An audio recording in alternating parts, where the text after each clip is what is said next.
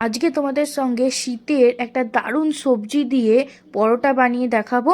তো চলো রেসিপি শুরু করি। প্রথমে দুটো সেদ্ধ আলু নিয়েছি। আলুটা একটুখানি প্রেস করে ভেঙে দেবো হাতের সাহায্যে। তারপর দিয়ে দেবো পেঁয়াজ পাতা, যেটা এখন খুবই শীতে একদম টাটকা বাজারে বিক্রি হচ্ছে। একটুখানি ধনে পাতা, নুন, জিরে, লঙ্কা কুচি, এগুলো সব দিয়ে আটাটা দিয়ে দেবো, বা তোমরা ময়দাও ব্যবহার করতে পারো। আমি আটা দিয়ে বানিয়েছি। একটা সফট ডো তৈরি করে নেওয়ার পর ওপর থেকে একটু সাদা তেল দিয়ে কিছুক্ষণ রেস্টে রাখার পরে লেচি কেটে তার মধ্যে কোট করে তারপরে বেলে নিতে হবে। যেমন রুটি বেলে এমনিতে ওরকমই বেলে নেব। তারপরে তাওয়ার মধ্যে রুটিটা দিয়ে একটু সেঁকে নেওয়ার পরে দু সাইডটাতে ভালো করে সাদা তেল লাগিয়ে নেব। তারপরে এপিট ওপিট করে খুব ভালো করে ক্রিস্পি করে ফ্রাই করে নেওয়ার পরে রেডি আমাদের শীতের দারুণ টেস্টি পেঁয়াজ পাতার পরোটা।